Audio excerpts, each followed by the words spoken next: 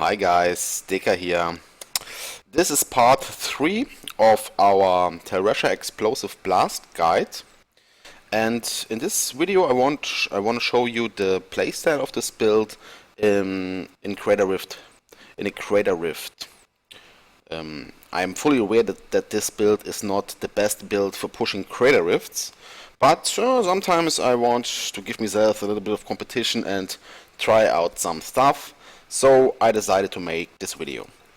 I adjusted our setup a little bit so we can switch from speed farming to Crater Rift pushing, and basically you have to switch the following things.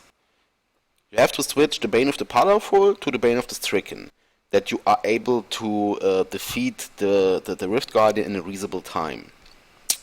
And you have to switch the Nemesis Bracers in the Ancient Pathan Defenders. Now I see that I have a wrong element on them. Of course, it should be fire. Maybe I switch it. Nah, I let it. I let it that way. Okay, and then we have what I switched else. The skills. I switched the Elemental Exposure to the Unstable Anomaly. That's a Sheet Death passive.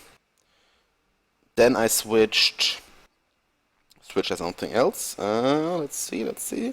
I don't think so. No, that's all the same. Well, and okay, I switched a Diamond Skin Prison to Magic Weapon Deflection. You gain 10% increased damage and you gain a shield for each attack you make. So it's a little bit more damage and a little bit more toughness. So now, and I switched a cube item as well. I switched Ingium to the Furnace because we don't kill Elite that fast. Ingium is not good in Crater Rift pushing. Okay. I want to show you the playstyle. I'm sure I could do a Crater Rift 80 with this setup, but to show I don't want to fail live during I record my video because when I fail I have to do it again. So I play a little bit less. I play a Crater Rift 72. This should be good enough to show you the playstyle of this build during Crater Rift pushing.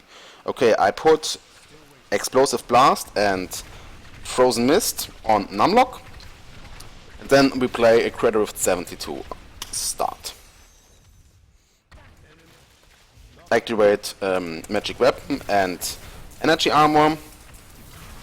And basically now we go through the rift. I forgot to mention one thing. This is when you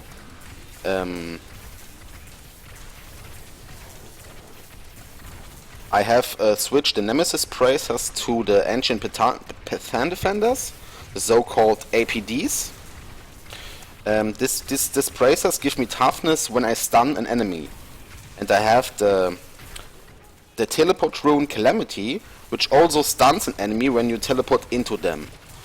And combined with the passive Illusionist, it's a good way to gain some bonus toughness in this build. Oh, I procced, that's not good.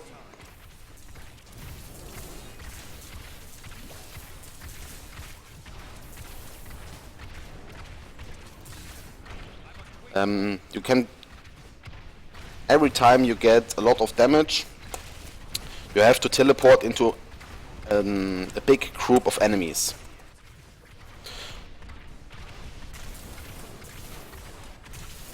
The normal way to do it, I press teleport nearly all the time when I'm in a possible dangerous situation, so that every time my cooldown gets off, I teleport into this group of enemies again and stun them again to proc APDs. Okay, now let's focus on the gameplay. We basically go through the rift and are looking for kind of density situations where a group of enemy, we don't find each enemy one by one. That's not efficient and it will slow our progress. And we don't fight versus each elite opponent because it is not every time it is useful.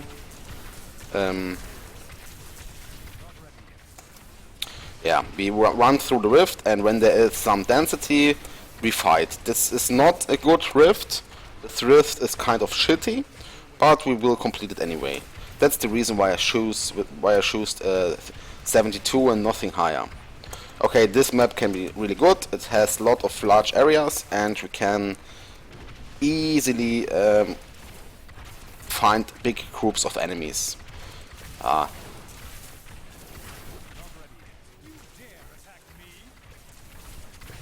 Now we kill that elite because we have to we have to kill something. We skipped nearly everything until now.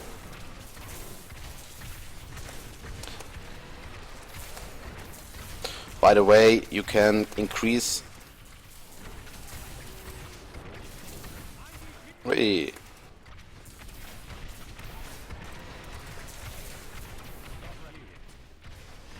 Okay, we killed him.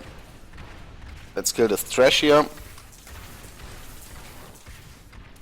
A little bit of trash. I like trash. Keep in mind that I have the wrong element of my braces have the wrong element because I'm too lazy to roll that.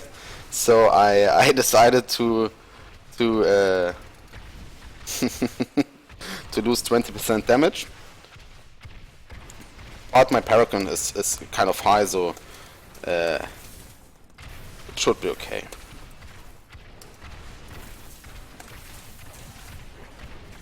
Yeah, this rift is kind of shitty. Okay, we have now we have a shield pylon, so we can stand we can stand on the elite and we can kill him.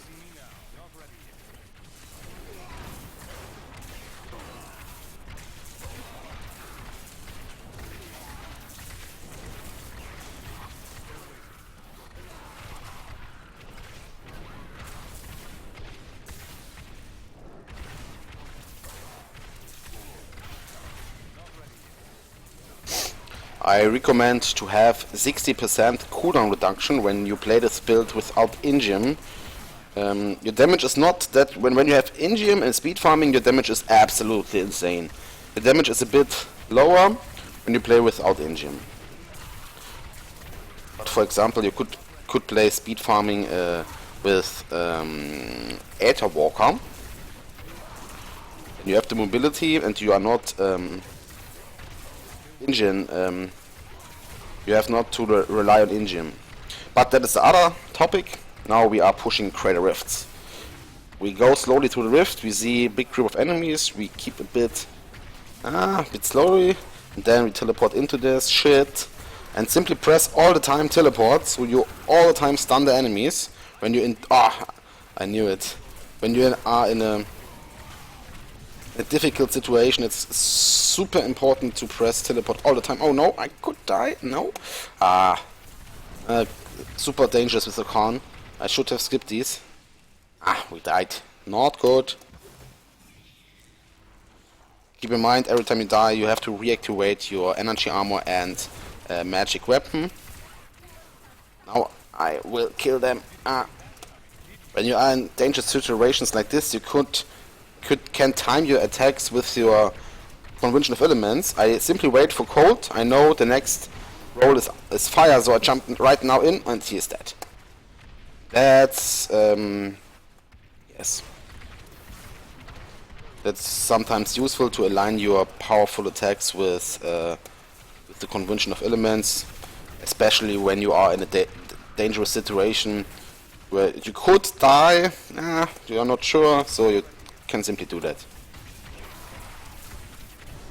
Okay, now I shut up and simply complete this rift.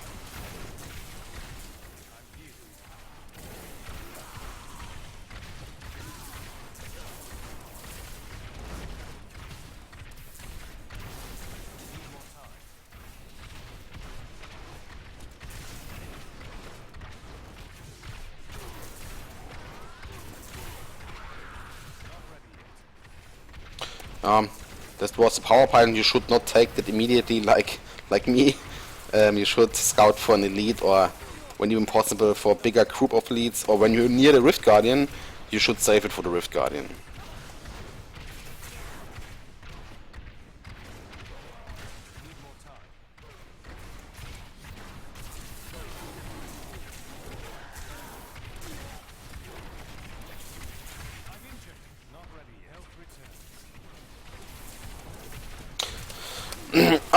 By the way, another possible setup is to put on the 2-piece Firebird bonus to have a safe second sheet death passive. Now we have the Showers, which sometimes proc sheet death passive, but not always. And we have the Nilfos Boast for a little bit of more damage, but you could switch it to 2-piece to the Firebird boost and the Firebird Shoulders for a second sheet death, so you are, yeah, much safer. But you lose a little bit of damage.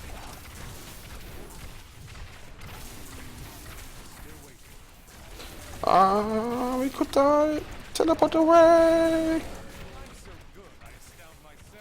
I feel like sometimes I have forgotten as too dangerous here as Arcan. Sometimes I feel like that I have forgotten the Illusionist passive.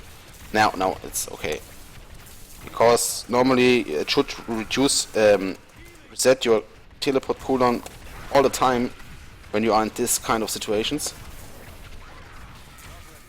You have to pay. This is super difficult here. We have to keep in mind that we are not invulnerable. I should skip this, but it's a little bit of a challenge now. Oh, there are some more. We kill them all. Whee! Let's take it a bit slow. Let's wait for our fired COE. Now we jump in and hope that we don't die. Of course. Yeah. That are very difficult situations. But now we have fire again. We stand in there. Yeah! We are killing them!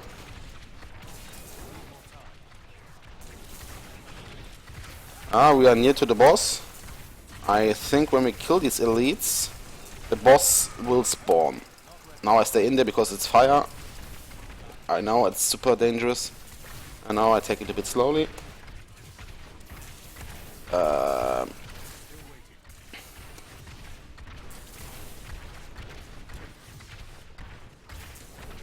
When you... come on! I want to kill this yellow guy. Okay, 2%. Maybe we kill this blue guy, maybe not. Yes, of course we will kill it. Oh fuck, he will kill us. Not the best one of me, but you get an idea of this build. And like I said, maybe I should have put on the 2-piece Firebird bonus, so I am super safe in kind of death passives. But this meteor does quite a bit of damage. It's not... Should keep that in mind. Okay, now the Rift Guardian fight.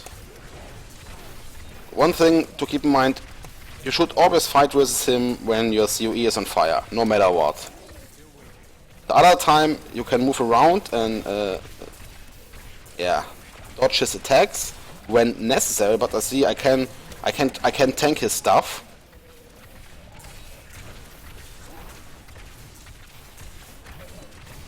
Fire, and now he should die. Did he die? Yes. Okay, now he's dead. And we completed a Crater Rift 72.